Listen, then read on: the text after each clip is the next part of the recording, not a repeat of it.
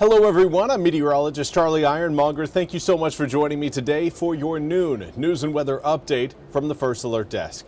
Now we've got news out of Greenville where bus riders got some new amenities coming in.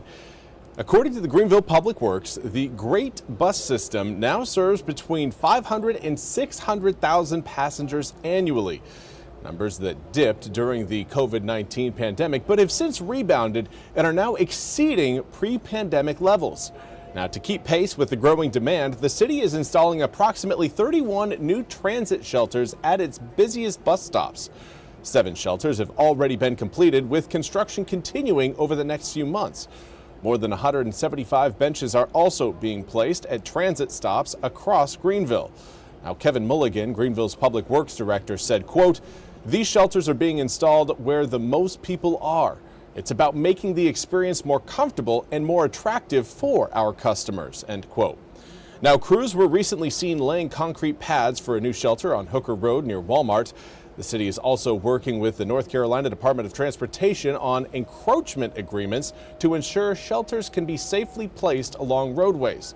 The project is funded using approximately $650,000 in the American Rescue Plan Act money designated specifically for transit improvements.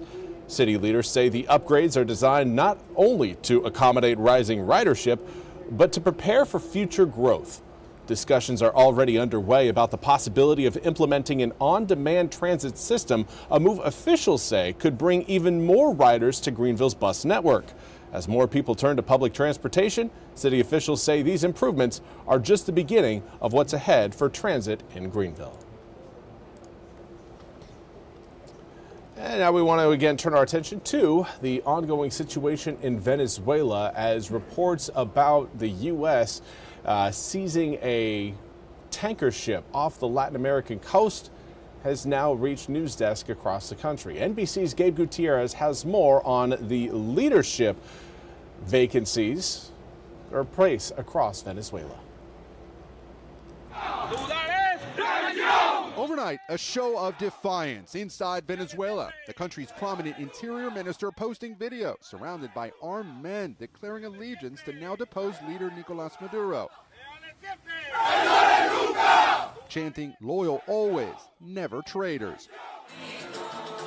It follows a march supporting Maduro yesterday, all meant to send a message to President Trump, who's moving ahead with his plans for Venezuela, announcing overnight that the country will turn over 30 to 50 million barrels of oil to the U.S., adding it will be sold at market price, with the revenue used to benefit both Americans and Venezuelans.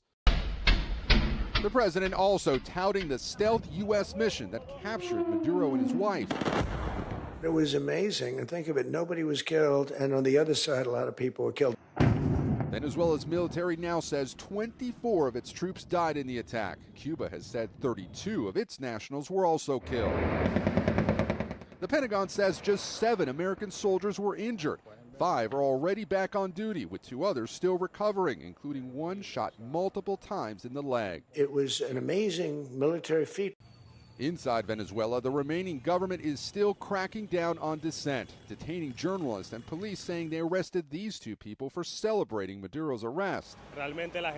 People really don't want to leave their homes, this Venezuelan man who crossed the border into Colombia says, adding there are armed groups outside conducting searches. With mounting questions about who's in charge in Venezuela, acting President Delcy Rodriguez insists no external agent is governing the country. NBC News has learned the Trump administration had been in discussions with Rodriguez and her brother for months before the Maduro raid. That's according to 2 people familiar with a classified briefing with the top members of Congress this week.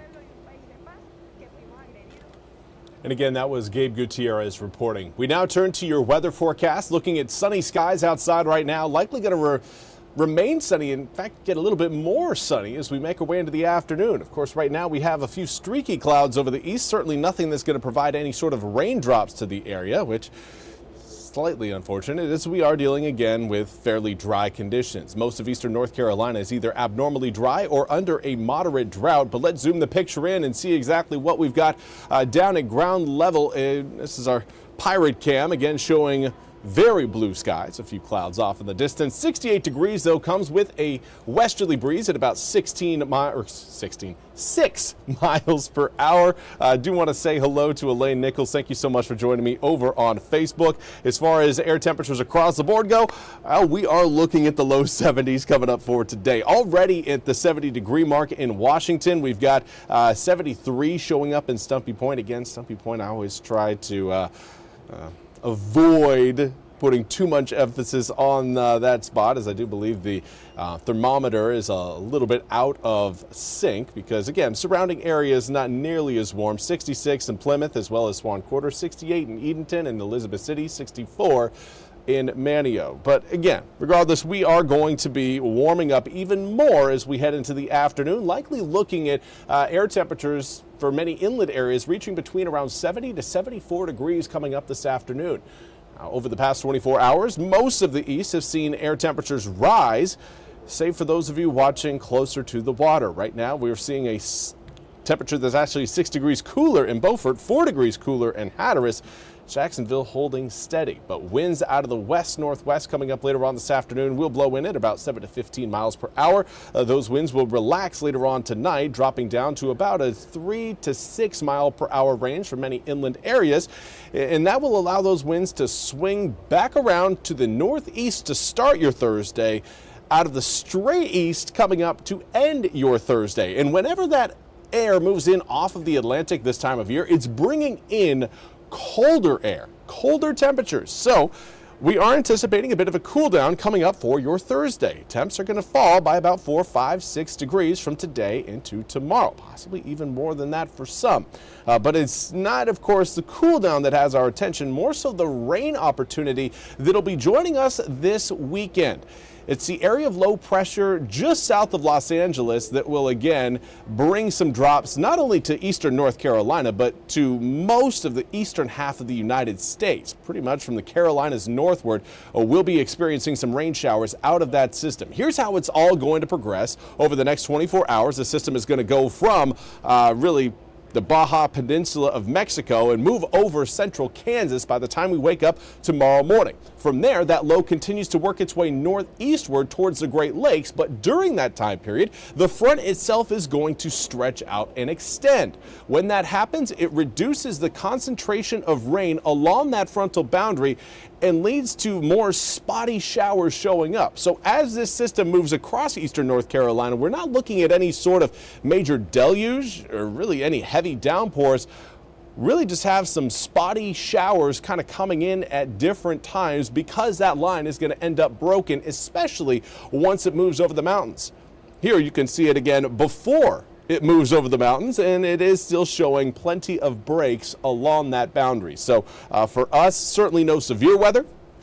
Anticipating rainfall totals going to be ½ an inch or less for the entirety of the weekend.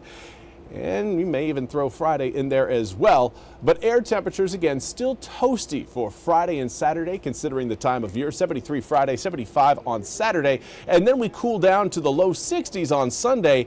Mid to upper 40s planned by the following Monday. Now, we will warm up through next week thanks to sunny skies, but we are going to snap right on back to a January-style pattern once we get done with this upcoming weekend. Well, that's all we have time for today's noon news and weather update from the First Alert Desk. I want to thank you all so much for joining me. We'll be back with more news and weather coming up at the top of the hour. Until then, have a fantastic rest of your Wednesday.